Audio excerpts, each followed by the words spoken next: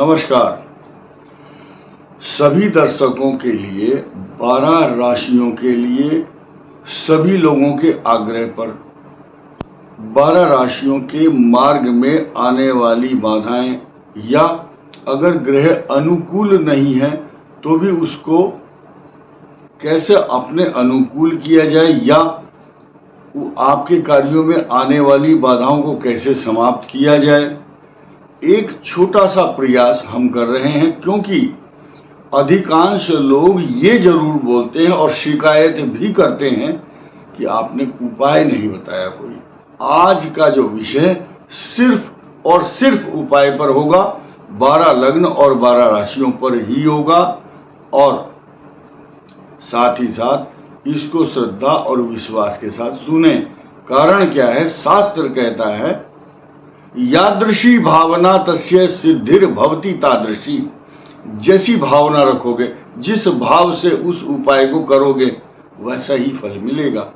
अगर जरा सा भी शक पैदा हो गया कि कहीं ऐसा ना हो, पता नहीं इससे लाभ होगा या नहीं। एक छोटा सा एग्जाम्पल देता हूं। आप सरसों का तेल एक शीशी में रखा हुआ है और दान कर रहे हो शनि के लिए।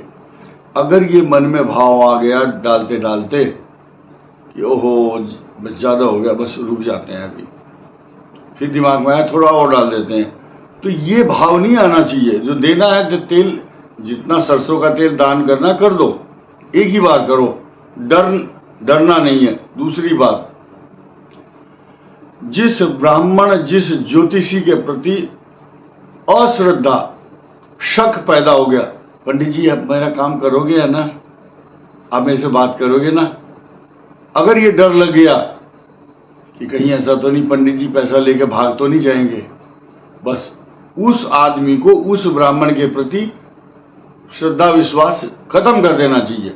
कोई जरूरत नहीं, फल नहीं मिलेगा आपको।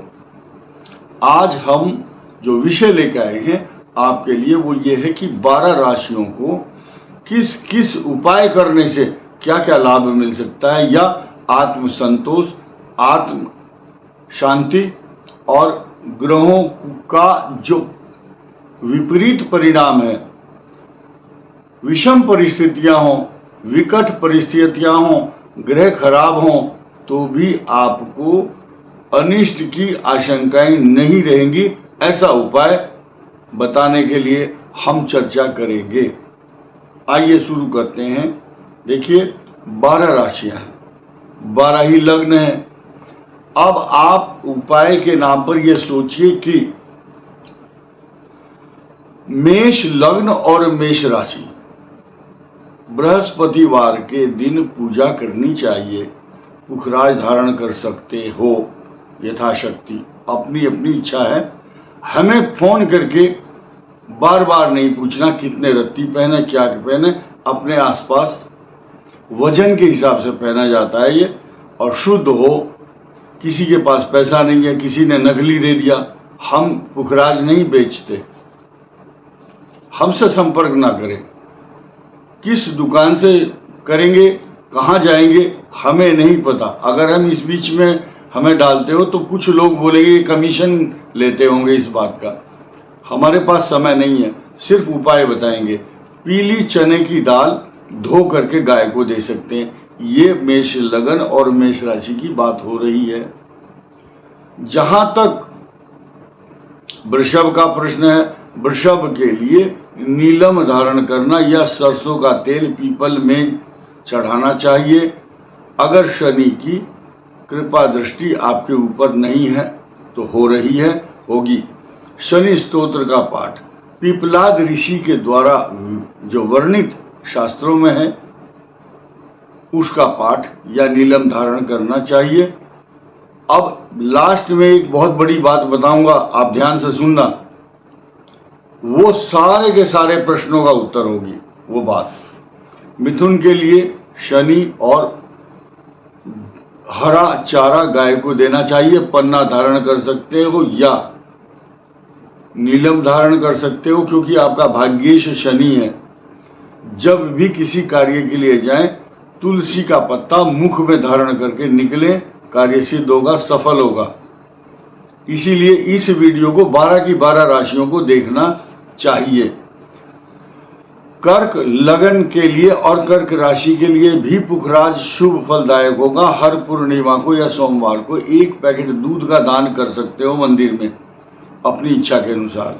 सिंह राशि सिंह लगन के लिए मूंगा धारण करना सबसे शुभ होगा। आपका भाग्येश है, चतुर्थेश भी है और हनुमान चालीसा का पाठ जरूर करना चाहिए। आपके लिए वरदान बनेगा, आत्मिक शांति मिलेगी, आत्मदर्शन, आत्मिक शांति, सब आत्म विश्लेषण करने का अवसर प्राप्त होता है।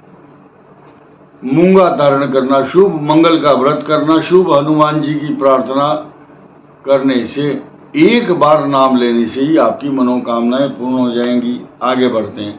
कन्या लग्न, देखिए आपका भाग्य स्थान है शुक्र। माँ सरस्वती की उपासना करना शुभ होता है। माँ सरस्वती का छोटा सा चित्र पर्स में रखें अपने बेडरूम में। पूजा स्थान में तो जरूर ओम सरस्वती नमः, क्योंकि सरस्वती आपको वो ज्ञान देगी जिससे आपका पद और कद प्रतिष्ठा बढ़ेगी और धन मान सम्मान ज्ञान पैसा सोना चांदी वस्त्र आभूषण सब प्रकार के सुख सुविधाएं प्रदान करने वाली माँ सरस्वती आपको अच्छा मार्ग प्रशस्त करेगी। साथ ही सोना चांदी वस्त्र आभूषण के साथ साथ आपके परिवार में बच्चों में सुख शांति प्राप्त होगी। लेकिन ये सारे जो उपाय हैं, आपकी फ्रिज में अंडे या मांस तामसी भोजन नहीं होना चाहिए। आप चाहते तो हैं कि भगवान मेरे घर आ जाएं, लक्ष्मी भी आ जाए, और तामसी वस्तुएं आपके घर में हैं। वास्तु दोष के ऊपर भी चर्चा होगी, लास्ट में होगी। लेकिन अब सुन लीजिए, आप तुला राशि के लिए, तुला लग्न के लिए आपका भाग्य स्थान बुध की राशि है। पन्ना धारण करना शुभ होता है तथा हरा चारा गाय को देना चाहिए। पन्ना पहन सकते हो और गणेश जी की उपासना करना आपके लिए वरदान। 40 दिन 40 डेज अगर आप ओम गणपतये नमः, ओम गम गणपतये नमः बीज मंत्र या श्री गणेशाय नमः, अनपढ़ से अनपढ़ आदमी भी इस जाप को कर सकता है। आप तो सारे के सारे शिक्षित हैं, ज्योतिष के बड़े बड़े ज्ञाता हैं। और मैं आपको याद दिला दूं, 80% भारत के बड़े बड़े ज्योतिषी, मैं उन सब को साधुवाद धन्यवाद आशीर्वाद देना चाहूंगा और उनका मैं आभारी हूं, कृतज्ञ हूं कि वो सब मेरा चैनल देखते हैं। मैं जबकि उनके सामने कुछ भी नहीं हूं, वो इतने बड़े बड़े ज्ञानी है। मैं उनके शब्दों को देखता हूं, उनका ज्ञान को देखता हूं, इतना ज्ञान उनके अंदर है, मेरे पास उनकी प्रशंसा करने के लिए शब्द नहीं है। वो सारे ज्योतिषी इस चैनल को देख रहे हैं। एक दो जो भी कोई होगा ऐसा जो नहीं होगा, लेकिन सब है। अब वृश्चिक राशि, आपको सोमवार का व्रत करना, पूर्णिमा का व्रत करना, पूर्णिमा के दिन 1 पैकेट दूध का दान करना जरूर। ऐसा करने से आपका मानसिक संतुलन, सोचने की शक्ति, मानसिक शांति, आपकी तरक्की, आपका आभा मंडल धवल कीर्ति के समान युक्त होगा। मान सम्मान प्राप्त करोगे और सुख समृद्धि रिद्धि समृद्धि प्रसिद्धि की वृद्धि के लिए पुखराज धारण कर सकते हैं, क्योंकि आपका ज्ञान, विवेक, बुद्धि, संतान, ज्ञान, गूढ़ विद्याएं और जो भी क्विक जैसा दिमाग में बात आती है एकदम आप इम्प्लीमेंट करते हैं, वो सब आपकी बुद्धि का विधाता बृहस्पति देव हैं। उनका जाप करना, ओम विष्णवे नमः, पुखराज धारण करना शुभ है। पुखराज खरीदो, पैसे वाले हों सब लोग, जिसकी जैसी योग्यता। सफेद पुखराज अलग चीज है, पीला पुखराज येलो सफायर ज्यादा प्रभावकारी होता है। ट्रांसपेरेंट हो, दाग ना हो, क्रैक ना हो, उसमें फंगस जैसा क्लाउडी धुंधला ना हो। कोशिश करो। और कुछ आदमी को कन्विंस करा देते हैं जो पुखराज बेचते होंगे, बोले नहीं नहीं ये बहुत अच्छा ऐसा ओरिजिनल होता है। तो यात्री अपने सामान की स्वयं रक्षा करें। ये हमारा विषय नहीं है बेचने और खरीदने का। आगे बढ़ते हैं। धनु के लिए सबसे अधिक वरदान बनने वाला जो ग्रह है वह सूर्य। सूर्य की उपासना जिसने की, आप सिर्फ 12 दिन करके देखो। 12 दिन ढोंग कीजिए, सूर्य की पूजा का ढोंग करना है। ढोंग करते करते ही ढंग आ जाएगा। आप खुद सूर्य की उपासना करेंगे। आपके आराध्य देवता भाग्य स्थान के स्वामी सूर्य देव हैं, उनकी उपासना एक बार शुरू तो कीजिए। सब लोग आलसी हैं, करना कुछ नहीं चाहते। सब सोचते हैं कि उनके घर पर आकर के भगवान मुकुट लगा करके आएंगे और तेरे गले में माला डाल देंगे। How is it possible? आप कुछ तो करो। आप कुछ नहीं करेंगे। पैसे के बल पर, पैसे के अहंकार पर बोलते हैं मैं पैसा खर्च कर दूंगा। पैसे से भगवान नहीं खरीदा जाते। भक्त्याम तुष्यति केवलम, भक्ति से प्रसन्न होते हैं। आप श्रद्धा आरती करते हैं ना, बोलते हैं श्रद्धा भक्ति बढ़ाओ संतन की सेवा। श्रद्धा और भक्ति बढ़ाना नहीं चाहते, पैसे दिखा दें मैं अकाउंट में इतना पेमेंट कर दूं क्या? पेमेंट से भगवान नहीं बस में हो सकते। अगर पेमेंट से भगवान बस में होते तो भगवान बड़े बड़े आदमी, उनका नाम नहीं लेना चाहता, उनकी अलमारी में बंद होते आज की तारीख में। भगवान किसी के बस में नहीं, भगवान भगत के बस में है, प्रेम के वश में है। श्रद्धा भक्ति भक्त्याम तुष्यति केवलम। आगे बढ़ते हैं। मकर के लिए तो धनु को सूर्य की उपासना करनी चाहिए नित्य श्रद्धा और भक्ति से। तांबे के लोटे से बहुत प्रणाम कीजिए, आंख बंद करके जल दीजिए, सूर्य की तरफ देखने की हिम्मत ना करें। आपको नेत्र पीड़ा हो सकती है, नेत्र रोग हो सकते हैं। सूर्य को ये वरदान दिया है कि जो तेरी तरफ देखेगा उसकी आंखें चुंधिया जाएंगी, उसमें मतलब रिफ्लेक्शन गलत पड़ेगा। इसलिए तो बताते हैं कि ग्रहण के दौरान सूर्य की ओर नहीं देखना चाहिए। It may be cause of side effect in the eyes और any other organ of the body. Makar के लिए बुध भाग्येश होता है। भगवान गणेश जी की उपासना करना बहुत आवश्यक होता है। किस तरह से करेंगे ये अपने आसपास किसी विद्वान से पूछिए। आज इंटरनेट का जमाना है, सब चीज हमें फोन करके कई लाख लोग एकदम बर्डन पड़ जाएगा। फटाफट फोन आ रहे हैं, बताओ पंडित जी कैसे पूजा करेंगे। आप पुस्तकें संसार में हर बुक डिपो पर मिलती हैं, खरीदिए, गणेश जी की उपासना कीजिए। गणेश जी की उपासना कितनी जबरदस्त है। अंधन को आंख देत, कोढ़िन को काया, बांझन को पुत्र देत, निर्धन को माया। हार चढ़े फूल चढ़े और चढ़े मेवा, लडुवन का भोग लगे संत करें सेवा।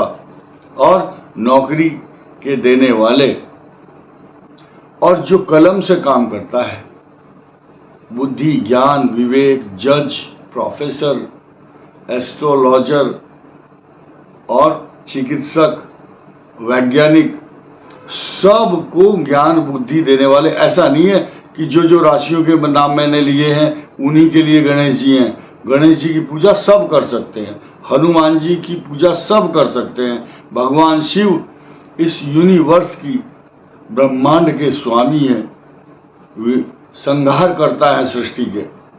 आशुतोष हैं, शीघ्र प्रसन्न हो जाते हैं। मकर और कुंभ राशि के लिए तो विशेष रूप से। अब कुंभ राशि की बात करते हैं। इनका जो भाग्येश है वो शुक्र है।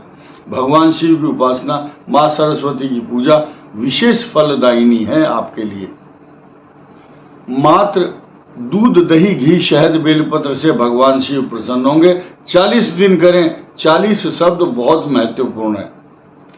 आपने देखा होगा किसी भी क्लास जो स्कूल में कॉलेज में होती है 40 मिनट से ऊपर का पीरियड नहीं होता। कारण क्या है कि 40 मिनट के बाद आपका जो संतुलन है वो खराब हो जाएगा।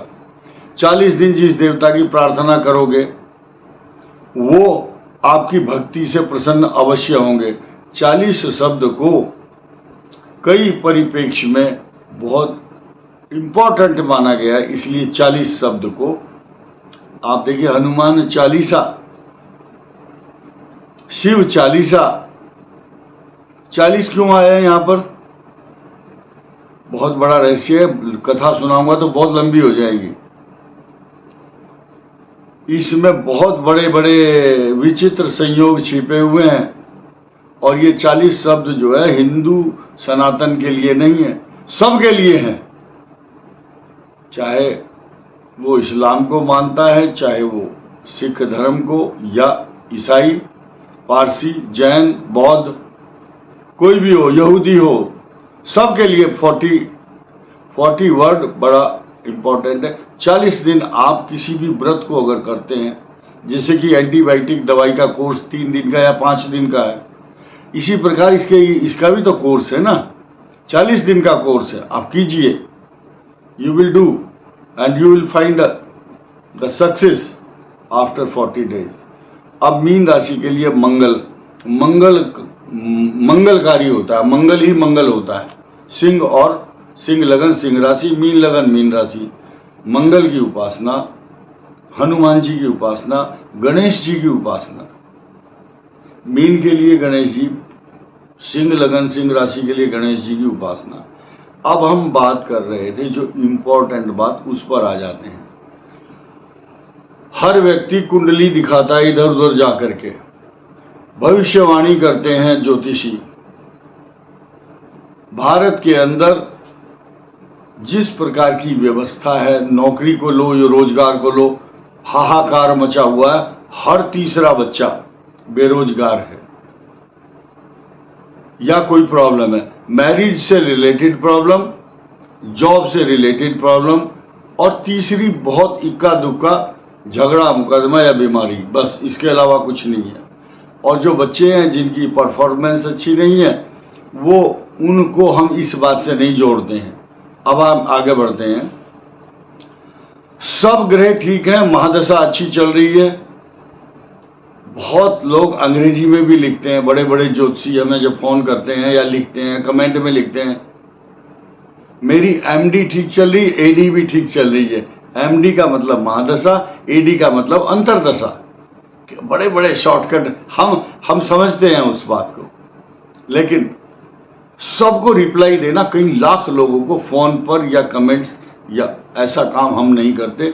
ना हम लोगों को आकर्षित करना चाहते कि तुम आओ बस हम तुम्हारी सेवा करेंगे, नहीं। जितने शब्द कहे जा रहे हैं उतने सुन करके संतोष अगर कर सकते हैं तो अच्छी बात है। अब आप सुनिए ध्यान से। सब कुछ ग्रह ठीक है, सब अनुकूल है, उसके बाद भी वो भविष्यवाणी फेल हो रही है और काम नहीं बन पा रहा है। उसके पीछे वास्तु दोष भी होता है। एकम सद्विप्रा बहुधा वदंती, एक ही सत्य है, लेकिन ब्राह्मण लोग अलग अलग शब्दों में व्याख्या करते हैं। किसी को बीमारी है, कोई वैद्य बोलेगा तेरे पेट में गड़बड़ है, पित्त अधिक है या कफ या वायु, और वास्तु शास्त्र वाला बोलेगा तेरे घर में वास्तु दोष है। ज्योतिष शास्त्र वाला बोलेगा मंगल और केतु खराब है, और डॉक्टर अपनी चिकित्सा बताएगा। तथा ठीक इसी प्रकार जैसे कि एक हाथी को 5 अंधों ने स्पर्श किया, एक ने सूंड की तरफ हाथ लगाया, एक ने पेट पर, एक ने पूंछ के ऊपर, एक ने कान के ऊपर, तो सब ने अपना अपना वर्णन किया। जिसने पेट पर हाथ लगाया अंधा व्यक्ति था कि दीवार जैसा होता है हाथी। उसने कहा नहीं, जिसने कान पर हाथ लगाया सूप जैसा होता है, जो गेहूं पी छोड़ते हैं इस तरह से।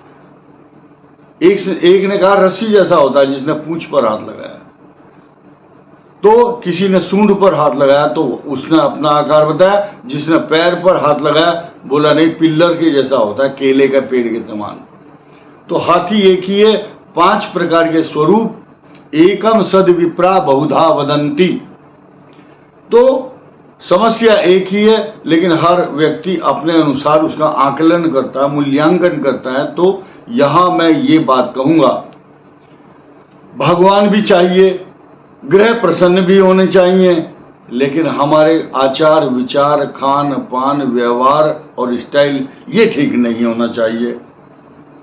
देखिए, आप अग्नि कोण में रसोई, आग्नेय शब्द है, अगर वहां पर आप जल का स्थान बनाएंगे वास्तु के अनुसार, तो आपके घर में विस्फोट स्थिति होगी, काम नहीं बनेंगे, हेल्थ की प्रॉब्लम आ सकती है, कार्यों में व्यवधान आएंगे, नौकरी चाहता है बच्चा नहीं कर रहा है। वायव्य कोण में उस बच्चे को सोना चाहिए जिसकी नौकरी नहीं लग रही, जिसका विवाह नहीं हो रहा है। वायव्य कोण को बोलते हैं अंग्रेजी में नॉर्थ वेस्ट, तो उसका काम बहुत जल्दी होगा। अब लोग मांस खाते हैं, बुरा लग रहा होगा बहुत लोगों को, और मुझे बोलना भी नहीं चाहिए क्योंकि समाज ऐसा है, लेकिन हम अपनी आदतों से बाज नहीं आते। क्यों? हमें सच्चाई बोलनी है। सुनना ना सुनना, this is up to you, आपके ऊपर निर्भर करता है। तो अगर आप धार्मिक बनना चाहते हैं, हम ये नहीं चाहते कि आप माला लो, हर समय सन्यासी बनो, जाप करते रहो, घर के काम सब छोड़ दो, नहीं, 1 मिनट पूजा कीजिए।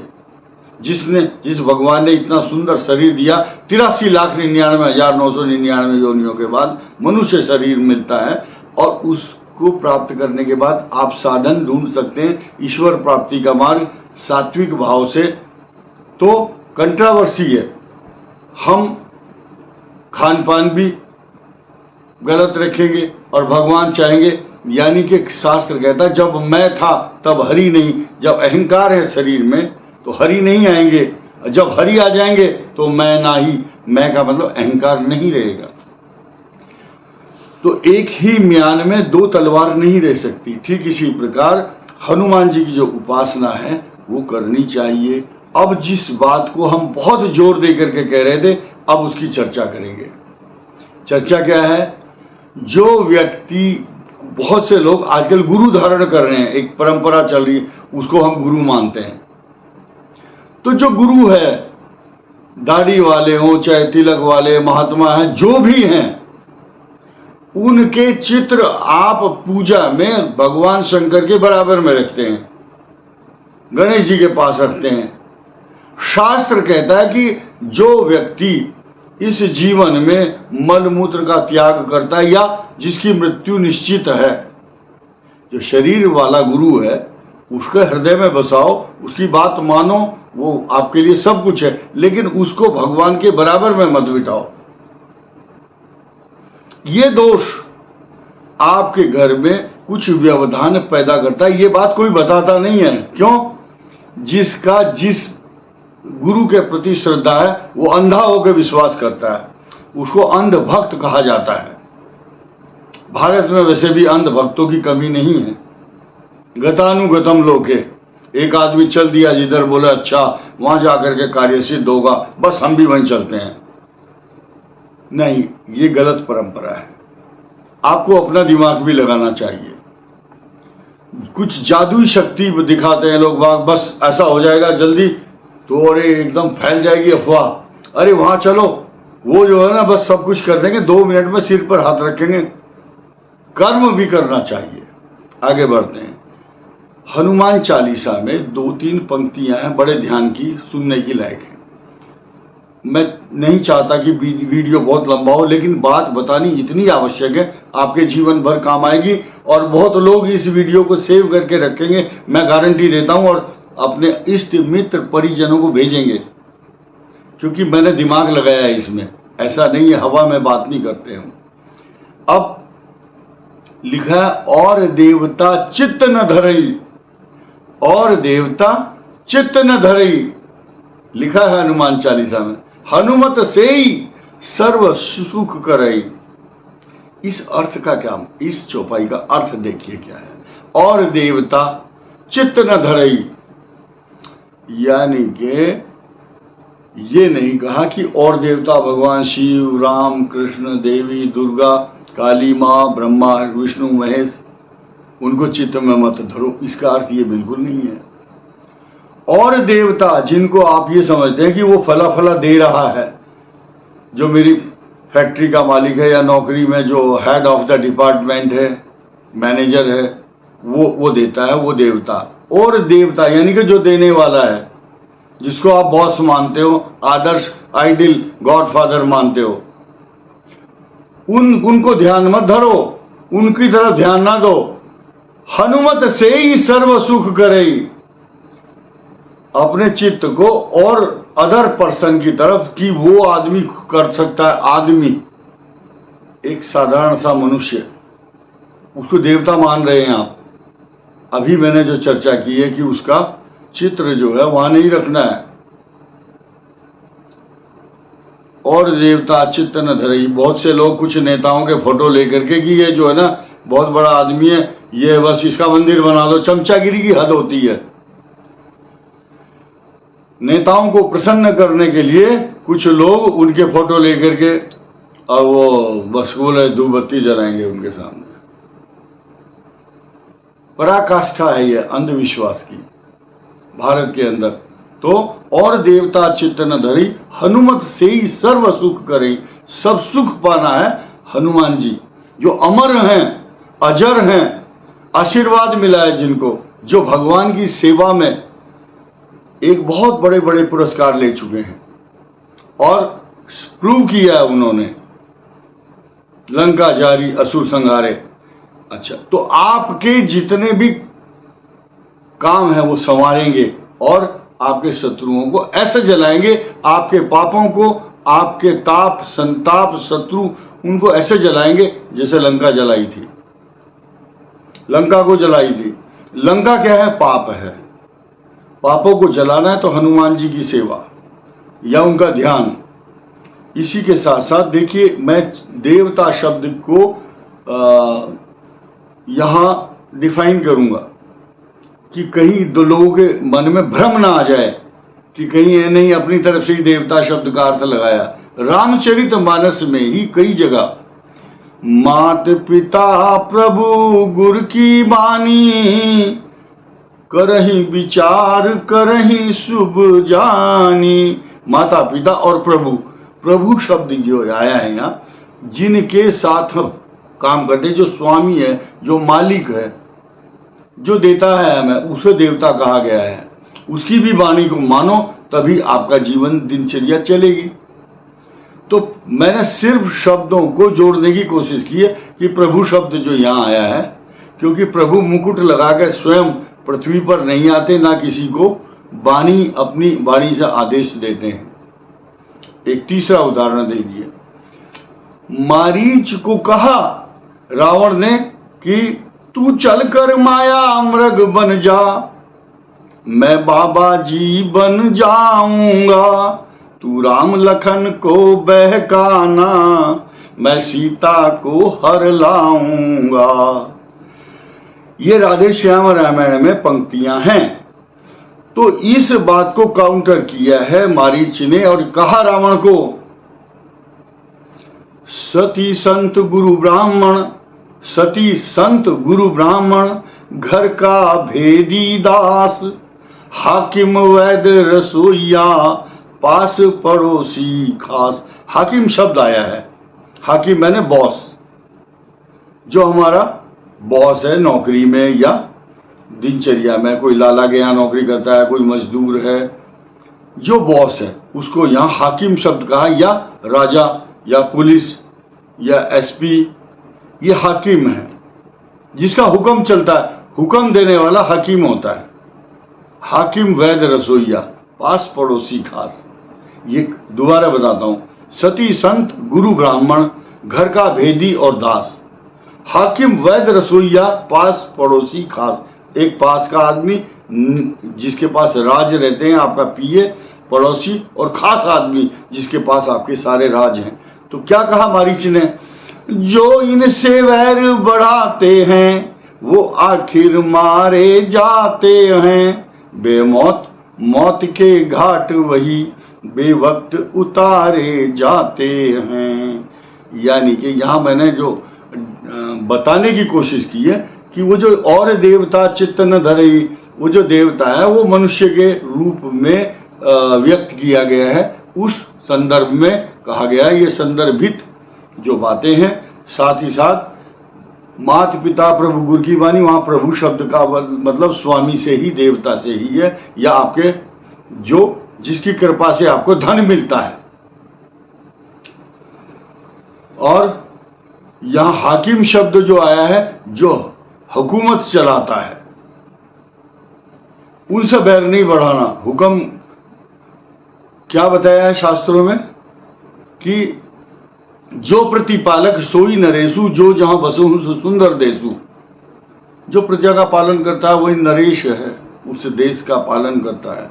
और अब आपको ध्यान देना है कि हुकूमत की का हुक्म मानना ही पड़ता है और मानना चाहिए, अन्यथा जो मैंने पंक्ति कही है, जो आखिर मारे जाते हैं बेमौत, मौत के घाट वही बेवक्त उतारे जाते हैं। तो सारांश यह है इस वीडियो का, जो मैंने रत्न या पूजा का विधान बताया है 12 राशियों के लिए, तथा हनुमान जी की उपासना वो किसी की व्यक्तिगत पूजा या नहीं है, ये सार्वजनिक है, सबके लिए है, 12 राशियों के लिए है। गणेश जी सबके हैं, राम जी सबके हैं, हनुमान जी सबके हैं, भगवान शिव सबके हैं।